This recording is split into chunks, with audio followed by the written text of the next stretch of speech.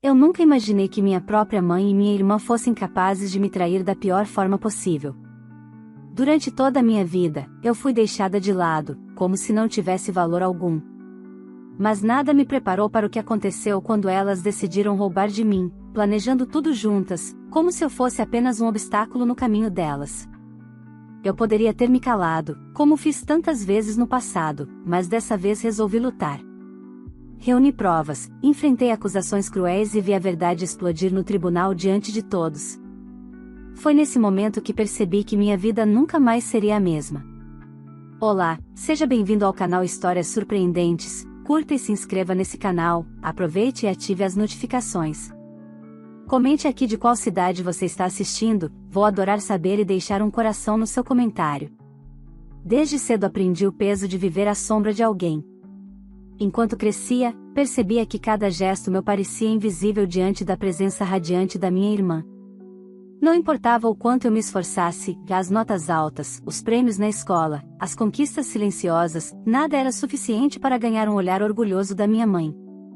Esse olhar estava sempre reservado para minha irmã, como se ela fosse a verdadeira filha, e eu apenas um acessório inevitável dentro da família. Com o tempo, aprendi a conviver com essa indiferença. Fingir que não doía virou parte da rotina. Mas existiam momentos em que a ferida queimava mais forte. Os aniversários esquecidos, os elogios seletivos, a proteção incondicional dedicada à minha irmã mesmo quando ela errava. Eu, por outro lado, era chamada de ingrata, fria, distante. A verdade é que eu só tentava sobreviver dentro de uma casa onde o afeto era distribuído de forma desigual. Por isso, quando minha mãe me procurou pedindo R$ 25.000 para bancar o casamento da minha irmã, senti uma mistura de indignação e incredulidade. Nunca me pedirá nada parecido, nunca se importara com as minhas necessidades, e agora, de repente, eu deveria abrir mão de minhas economias para sustentar uma festa que celebrava justamente a filha preferida? Recusei com firmeza, mesmo sabendo que minha decisão seria interpretada como egoísmo. No dia seguinte, porém, o choque veio maior. Conferindo o extrato do cartão de crédito, percebi transações altíssimas, ligadas a buffet, decoração, vestidos, convites luxuosos. Meu coração acelerou, minha mãe havia usado meus dados sem minha permissão. O cartão estava em meu nome, mas quem gastara era ela, e o valor total coincidia exatamente com o que havia pedido. Senti o chão se abrir sob meus pés. Não era apenas uma escolha de favoritismo, era um crime cometido contra mim. Fiquei paralisada por algumas horas, sem acreditar. Mas depois, uma determinação que eu não sabia que existia tomou conta de mim. Pela primeira vez, decidi não me calar. Coletei provas, imprimi os extratos, reuni capturas de tela das confirmações de compra. Dirigi-me à delegacia e registrei a ocorrência, com as mãos tremendo e a mente em chamas. Não era fácil denunciar a própria mãe, mas eu já não via outra saída. Se eu permanecesse em silêncio, estaria confirmando o papel de eterna vítima, aquela que aceita tudo calada. A reação da família foi cruel. Me acusaram de humilhar minha mãe, de destruir o casamento da minha irmã. Tentaram inverter os papéis, como se eu fosse a culpada pela exposição da verdade. Cada ligação, cada mensagem, era carregada de ataques. Mas eu me mantive firme. Eu tinha sido vítima de fraude, e não deixaria que me fizessem acreditar no contrário. O que eu não imaginava é que a história ainda guardava reviravoltas muito maiores. O noivo da minha irmã, desconfiado do comportamento dela, me procurou em segredo. O que ele me revelou mudou tudo. Não apenas minha mãe estava envolvida no roubo, mas minha própria irmã havia participado do plano. Juntos, haviam arquitetado cada detalhe para que eu arcasse com os custos da festa. Ele não apenas terminou o noivado, como me entregou mensagens trocadas entre elas, confirmando cada passo da fraude. Naquele momento, percebi que a guerra dentro da minha família estava apenas começando. O tribunal, a confissão pública, a restituição do dinheiro, tudo isso ainda estava por vir. E, por trás disso, havia uma herança deixada pelo meu avô, com uma cláusula que transformaria esse crime em uma sentença ainda mais pesada para minha mãe e minha irmã. Minha vida, que sempre tinha sido feita de silêncio e resignação, estava prestes a mudar. Eu não apenas enfrentaria minha família, mas também descobriria até onde a ganância delas poderia levá-las, e até onde eu estava disposta a ir para finalmente me libertar.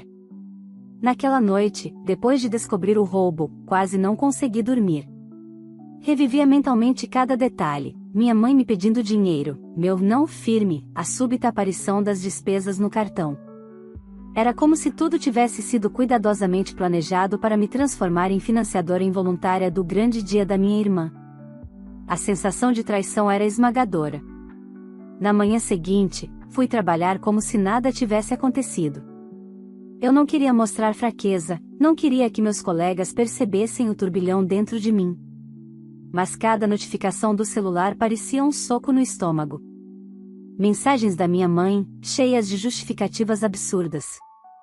Ela dizia que tinha feito pelo bem da família, que eu estava sendo dura demais, que eu iria se arrepender de levar aquilo adiante. A cada palavra, a raiva aumentava. Foi nesse dia que tomei a decisão definitiva, eu não deixaria isso passar. Reuni todos os extratos, organizei as provas em pastas separadas e até fiz um relatório simples com as datas das compras, os valores e os comprovantes digitais. Quando finalmente entreguei tudo na delegacia, senti o peso do mundo sair dos meus ombros. Ao mesmo tempo, a dor de estar denunciando a própria mãe me cortava por dentro. Mas eu sabia que não havia volta, ou eu assumia o controle, ou passaria a vida inteira sendo esmagada pela manipulação. As primeiras reações vieram rápidas. Minha tia me ligou aos gritos, acusando-me de querer me envergonhar a família inteira. Meu primo me mandou mensagens dizendo que eu deveria resolver as coisas em casa e não me envolver polícia. Até meu pai, que sempre se manteve distante, apareceu no meu trabalho dizendo que eu estava exagerando. Foi doloroso perceber que, para todos eles, o problema não era o crime cometido contra mim, mas sim o fato de eu ter ousado denunciar. E então veio minha irmã. Ela entrou na minha casa sem avisar, como se ainda tivesse esse direito. Estava com lágrimas nos olhos, mas sua voz carregava mais veneno do que arrependimento. Você está destruindo o meu casamento. Disse, quase cuspindo as palavras. Não, eu não destruí nada. Respondi firme. Quem destruiu foi você e a mamãe, quando decidiram me roubar. Ela riu com desdém. Você nunca suportou que eu tivesse mais atenção, não é? Sempre foi invejosa. Agora encontrou uma forma de me punir. Foi nesse momento que percebi, ela não estava desesperada por perder o noivo, nem pelo escândalo. O que realmente a consumia era a possibilidade de perder a imagem perfeita de filha adorada. Pela primeira vez, a máscara de favorita começava a rachar. 2 dias depois, o noivo dela me procurou. Pediu para conversarmos em um café discreto. Eu cheguei tensa, sem saber se ele queria me acusar também. Mas assim que se sentou, percebi que a situação era outra. Seus olhos carregavam decepção e raiva. Ele tirou o celular do bolso, abriu uma sequência de mensagens e deslizou o aparelho em minha direção. Você precisa ver isso. Disse. As conversas eram claras, minha irmã e minha mãe discutindo cada detalhe do roubo, planejando como esconder de mim, rindo da minha suposta ingenuidade. Li e reli as mensagens, com a garganta travada. Quando levantei os olhos, o noivo dela parecia aliviado por compartilhar aquele peso. Eu não posso me casar com alguém capaz disso. Ele afirmou, categórico. O noivado acabou. Naquele instante, percebi que a mentira estava ruindo mais rápido do que elas poderiam controlar. Não era mais apenas eu contra 2 manipuladoras. Agora, havia testemunhas, provas, e um ex-noivo disposto a falar a verdade. Voltei para casa com um misto de alívio e inquietação. Alívio por finalmente ter alguém ao meu lado que confirmava o que eu sabia. Inquietação porque sabia que, quando minha mãe e minha irmã descobrissem que ele tinha rompido e me dado provas, a fúria delas seria ainda maior. Eu não tinha mais dúvidas, eu havia declarado guerra, e a batalha estava apenas começando. Naquela noite, sentei diante do espelho e observei meu próprio rosto. Pela primeira vez em anos, não me vi como a filha rejeitada, a invisível, a esquecida. Vi alguém que havia encontrado coragem de se levantar contra uma vida inteira de injustiça. O medo ainda estava ali, mas misturado com algo novo, determinação. Eu sabia que o que viria a seguir seria intenso. O tribunal, a exposição pública, a herança que ainda estava escondida como uma bomba prestes a explodir. Mas também sabia que já não havia retorno. Pela primeira vez, eu era dona da minha própria história, e ninguém, nem mesmo minha mãe ou minha irmã, poderia me calar. Os dias seguintes ao rompimento do noivado foram como um terremoto. A notícia se espalhou rapidamente pela família, e, de repente, todos os olhares estavam voltados para mim, como se eu fosse a responsável por arruinar o conto de fadas que minha mãe havia prometido. As ligações se multiplicaram, tias chorando, primos revoltados, conhecidos enviando mensagens agressivas. A cada palavra, a sensação era a mesma: todos ignoravam o crime, mas se preocupavam com a vergonha pública. Minha mãe foi a primeira a me enfrentar de verdade. Ela apareceu na porta da minha casa com os olhos ardendo de ódio, sem sequer bater. Entrou como se ainda tivesse autoridade sobre mim, jogou a bolsa no sofá e gritou: "Você está acabando com a vida da sua irmã. Como pode ser tão cruel?" Eu respirei fundo antes de responder. Eu não acabei com nada.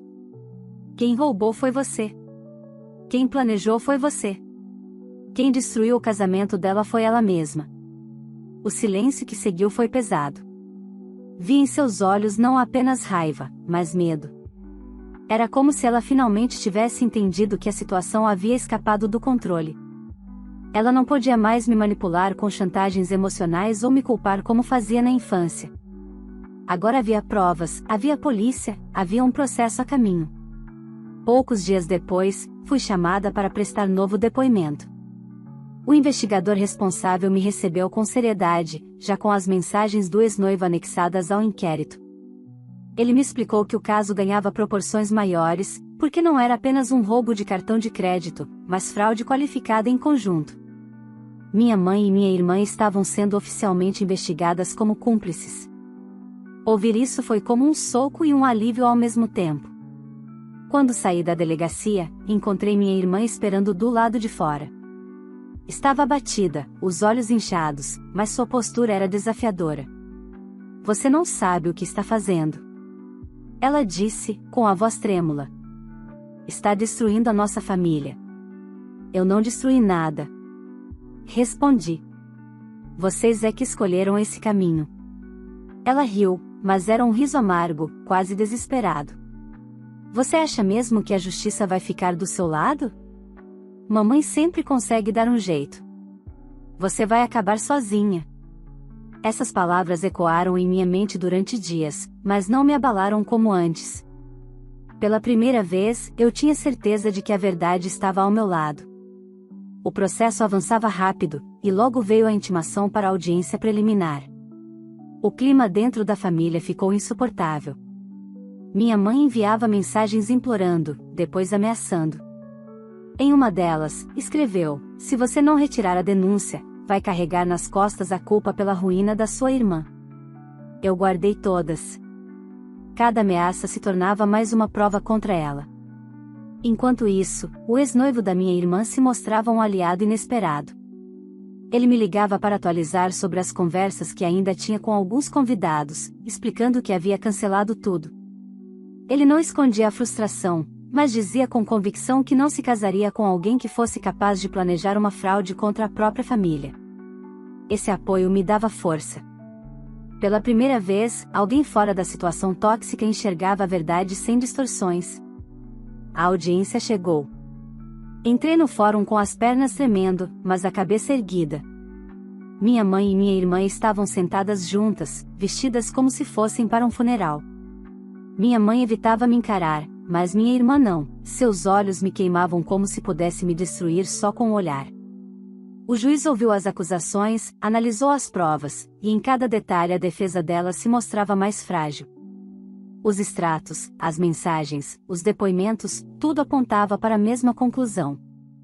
Eu me sentia num turbilhão, parte de mim queria chorar, outra queria gritar que finalmente estavam sendo expostas. Mas o momento mais duro ainda estava por vir.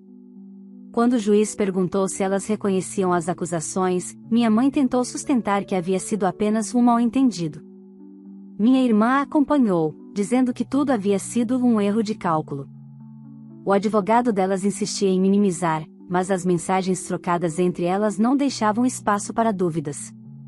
O juiz marcou a continuidade do processo e deixou claro que havia indícios suficientes para a condenação. Saí daquela sala sentindo um frio estranho. Não era vitória ainda, mas já não havia volta. Minha mãe e minha irmã não eram mais apenas as mulheres que sempre me diminuíram. Agora, eram réis em um processo criminal. Na saída, minha mãe se aproximou e tentou um último golpe. Sussurrou no meu ouvido, com a voz amarga: "Você pode ganhar na justiça, mas nunca vai ganhar uma família." Eu respirei fundo, olhei nos olhos dela e respondi: "Talvez seja justamente isso que eu esteja ganhando agora." Caminhei para fora do fórum sabendo que a batalha estava apenas no começo. O tribunal, as sentenças e a herança ainda viriam, mas algo dentro de mim já tinha mudado. Pela primeira vez, eu não me sentia a filha esquecida. Eu me sentia alguém que finalmente aprendeu a lutar. O dia do julgamento definitivo chegou mais rápido do que eu imaginava. As semanas que antecederam foram um misto de ansiedade e silêncio pesado. Em casa, eu revisava as provas inúmeras vezes, como se temesse que algo pudesse desaparecer. No trabalho, evitava comentar, mas minha mente estava sempre distante, repassando cada detalhe do processo. À noite, deitava na cama e pensava em como minha vida havia tomado um rumo que eu jamais poderia prever. Estava prestes a ver minha própria mãe e minha irmã no banco dos réus.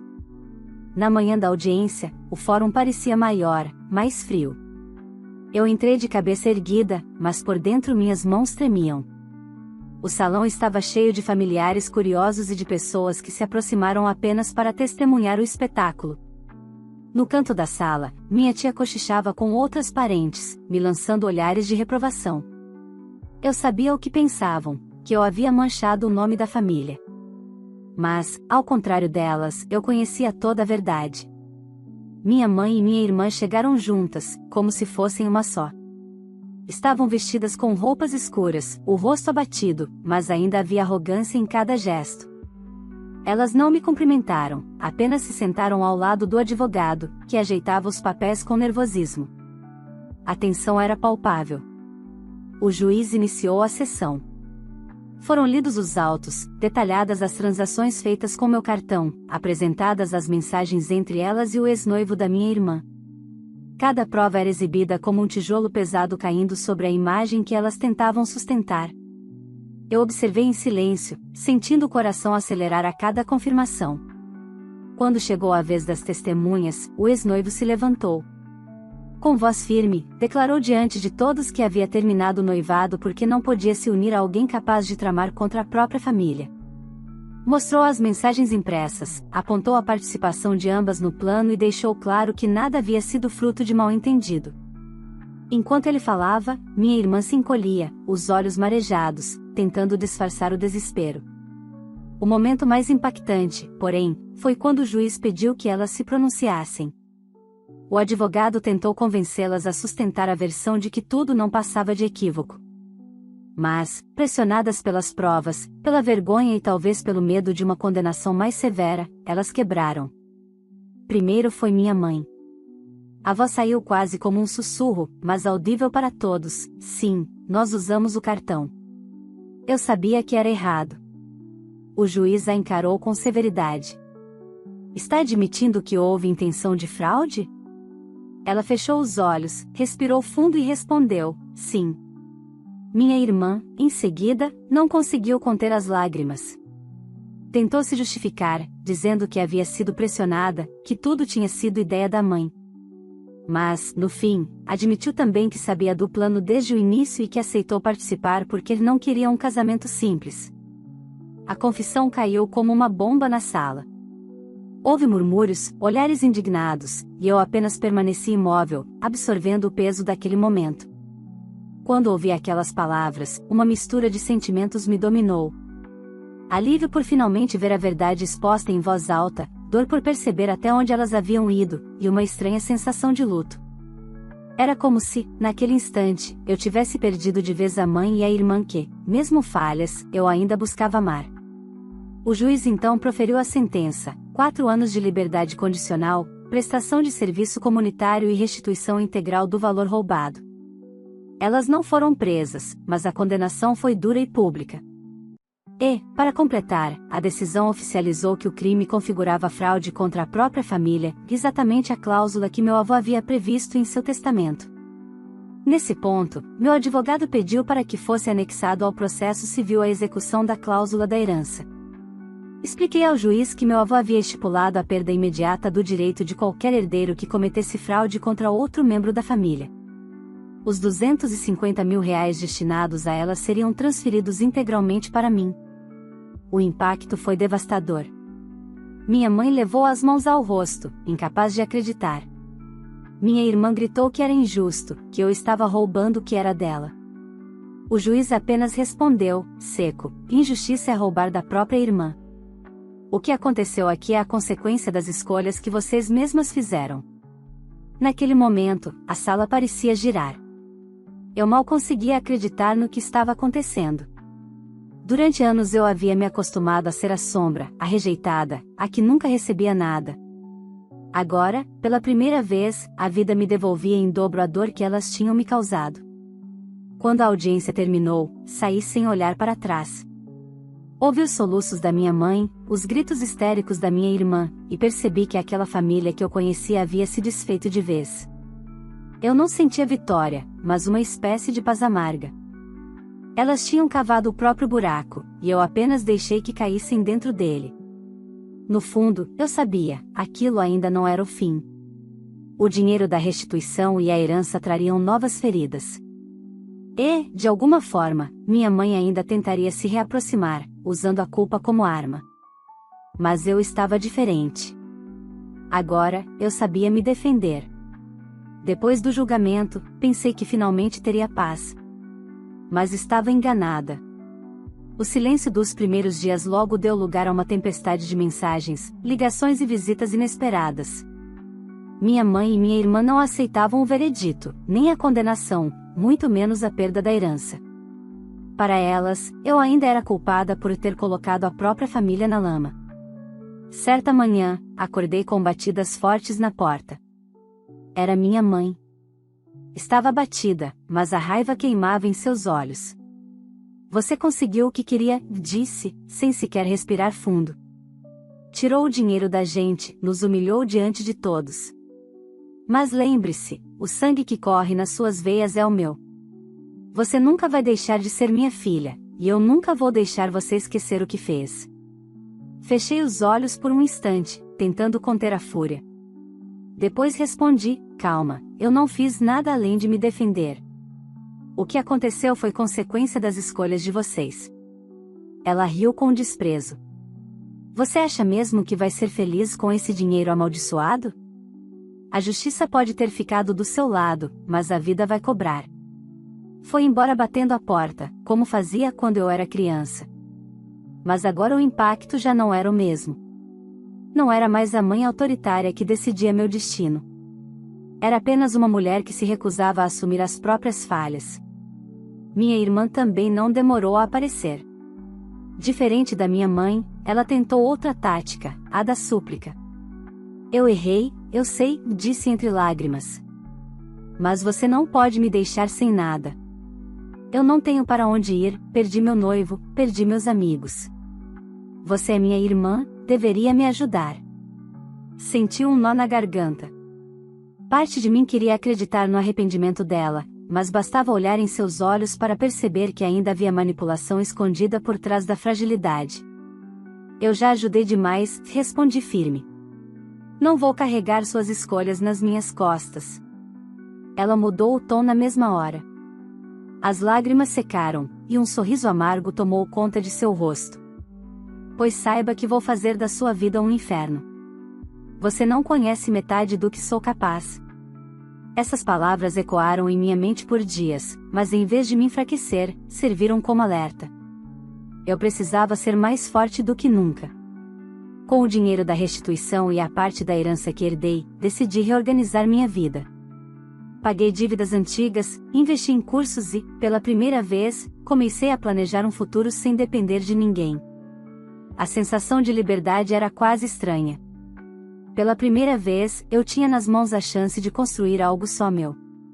Foi nesse período que percebi o quanto minha mãe e minha irmã estavam desmoronando. Amigos começaram a se afastar delas, parentes recusavam convites, e até no bairro os comentários eram cruéis. A família perfeita havia virado motivo de chacota. E, ironicamente, tentavam me culpar também por isso. Uma noite, recebi uma ligação inesperada de minha mãe. Sua voz estava mais calma, mas carregada de uma doçura artificial que eu conhecia bem. Filha, podemos conversar? Estou cansada de brigar. Você sabe que tudo o que fiz foi pensando em vocês duas. Ri sozinha antes de responder. Pensando em nós? Ou pensando em manter a imagem que sempre foi mais importante do que eu? Ela suspirou, e por um momento pensei que confessaria algo diferente. Mas, em vez disso, disse: só quero que você volte para casa. Sem você, a família nunca vai ser completa. Desliguei sem responder. Já não havia espaço para recaídas. Apesar de tudo, não era fácil lidar com o vazio que ficou. Eu havia vencido na justiça, mas a vitória tinha gosto amargo. Era duro aceitar que a minha família de sangue jamais seria o que eu sonhei. Por mais que a justiça tivesse feito sua parte, o coração ainda doía. Foi nesse momento de vulnerabilidade que o ex-noivo da minha irmã voltou a me procurar. Queria apenas saber como eu estava, mas nossa conversa se estendeu. Ele me disse que se afastou de toda aquela confusão porque também havia se sentido traído, usado como peça de um espetáculo. Você não merece passar por isso sozinha, disse ele. Eu vi de perto o quanto foi forte. Essas palavras me tocaram de um jeito que não esperava. Pela primeira vez em muito tempo, senti que alguém realmente enxergava minha dor e minha coragem. Enquanto isso, minha mãe e minha irmã continuavam suas tentativas de me atingir.